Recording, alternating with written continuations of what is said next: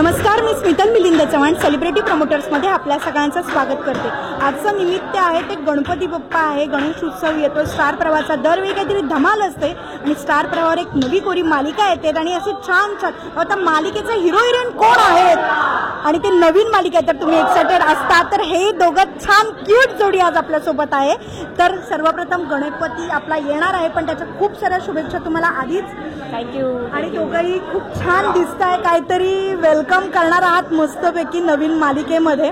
तर कितपत एक्साइटेड आहात किंवा काय नवीन बघायला मिळणार आहे आम्हाला? खूप एक्साइटेड आहे, म्हणजे खूपच काय म्हणतात आतुरही आहे, उत्सुकही आहे, कारण आता पुढच्या महिन्यात 15 सप्टेंबरपासून मालिका सुरू होतीये आणि माझी पहिलीच मालिका आहे। स्टार प्रवाहावर सुद्धा माझं हे पहिलंच, स्टारशी सुद्धा हे पहिलंच आहे, नातं जोडलं जातं। या सगळ्या फॅमिलीत मी आता इन होतीये, त्यामुळे मला खूप वाईब बघून कसं वाटतंय? कारण एकंदरीत खूप छान पॉझिटिव्ह वाटतंय आता आणि गणपती सुद्धा आहे, त्यामुळे असं ओव्हरऑल सगळं इतकं छान जुळून गणेशा खूप छान पद्धतीने, त्यामुळे कॅरेक्टर यंदा थोडं वेगळं आहे टिपक्यांच्या रांगोळीपेक्षा, आणि मी वाटच बघत होतो काहीतरी वेगळं करायची माझी इच्छा होती आणि लपंडावच्या निमित्तानं ती संधी मला मिळते।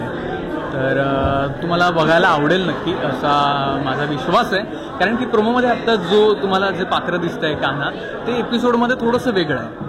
हां, तर त्यामुळे आत्ता जे प्रोमो आहे, कदाचित कधी कधी आपण प्रोमो बघून ठरवतो ना की असं पुढचं तब म्हणता ताकबात कळतो, पण इथे तसं नाही आहे। तर म्हटलं की वेगळेच पदार्थ पनीर म्हणजे काय। येस, तर आता गणपती बाप्पा येणार आहेत आणि त्याच्याकडे सगळीकडे अशा वाईब तर आहेतच, पण गणपती म्हटल्यावर लहानपणी आपण नाही काय गणपती बाप्पाकडे सहज डिमांड करून जायचो। तर तुम्ही अशी लहानपणी अशी पटकन डिमांड केली का गणपती बाप्पाकडे की जे आजही पटकन आठवते तुम्हाला? खूप केल्यात ग। हा, कारण लहानपण त्याच्यासाठीच असतं, बाप्पा हे दे। पण थांब, त्यातली कुठली अशी एक स्पेशल असेल ती मी आठवून बघते, कारण ते सतत चालूच असायचं ना। परीक्षेत मार्क्स चांगले मिळू दे किंवा पास नापास किंवा या गोष्टी जनरली स्पेशली मागायचा सगळेच ओव्हरऑल रिझल्ट त्या दरम्यान नसतो जनरली आपला, पण जे मधले घटक चाचणी मराठी माध्यमातल्या मुलांना माहीत असेल तर त्या गोष्टी मध्ये असायच्या, त्या दरम्यान तेवढं फक्त मार्क्सच्या बाबतीत, बाकी मी बाप्पा पास कर, बाकी पप्पाकडे मागायचा मी। माझं काही नाही, माझं खरंच खूपच लहानपण, मी काही की काय मला सायकलच दे, मला विमानाने फिरायला जायचं वगैरे असं काही, आणि हे सतत असायचे या मागण्या, त्यामुळे काही छोटी मोठी गोष्ट की चल उद्या हेच करूयात, हे मिळू दे। आता गणपती बाप्पा म्हटल्यावर दरवेळी सगळीकडे नुसती आराज असते किंवा सगळीकडे एकदम जंगी स्वागत असतं, पण मला पुण्यातलं विचारायला आवडेल की तिकडे कोणत्या पद्धतीने आणि तुझं असं स्पेशल असतं की ह्या गणपतीला मला जाऊन यावेळी पाया पडूनच जवळ दर्शन घ्यायचंच आहे असं काही? मी खरं तर पुण्याची नाहीये, मी नाशिकची आहे, पण पुण्यात मी होते शिकायला, तर त्यामुळे हो पुण्यातल्या सुद्धा मिरवणुकांचा अनुभव, कारण ढोल ताशे हे जे पुण्यातलं जे कल्चर आहे आणि ते कमालीच असतं। माझे काही मित्र आहेत की जे त्या ढोल ताशा पथकांमध्ये आहेत, त्यामुळे मी नाही कधीच वाजवला, पण मी बघायला ते आवर्जून जायचे आणि मला खूप मजा यायची ते सगळं बघायला, कारण जी काय ती एनर्जी असते, जी काय पॉझिटिव्हिटी असते, ती प्रत्यक्ष तिथे जाऊन अनुभवण्याचीच आहे, त्यामुळे ते खूप मस्त आहे। येस, तू काय सांगशील, ढोल ताशा डीजे काय एन्जॉय केलंयस? दोन्ही केलंय खरं तर एन्जॉय, डीजे पण तेवढाच एन्जॉय केलाय, फक्त त्या दिवसांमध्ये गणपतीच्या दिवसांमध्ये वेगळीच जी गाणी डीजेवर वाजतात ना, त्याबद्दल माझा जरा आक्षेप होता। गणपतीची डीजेवर वाजवायला मला काही प्रॉब्लेम नाही आहे, आणि ढोल ताशांचं तर आहा, म्हणजे नाशिक ढोल पण फेमसच आहे तसाही।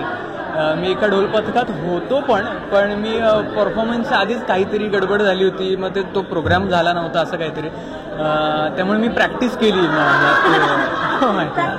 प्रॅक्टिस केली, परफॉर्म नव्हतं केलं।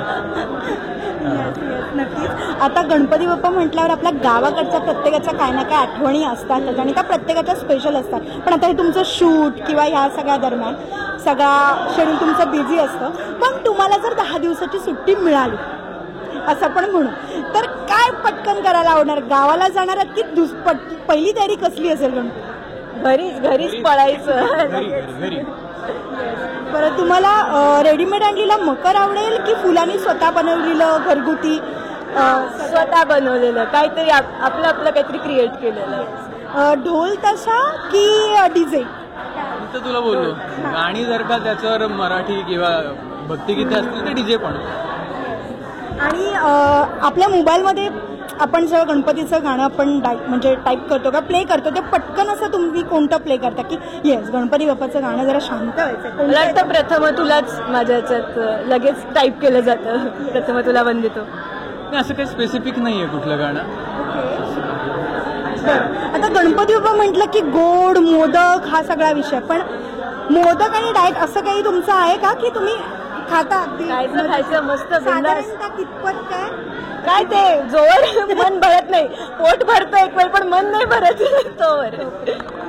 माझा पण काही प्रॉब्लेम नाही, वाटेल तेवढं खातो. जिरवायची ताकद असेल तर बिंदास खा, माझं तर म्हणणं आहे. पण नंतर ते लक्षात ठेव केवढं खाल्लंय मग तेवढं जिरवायचं.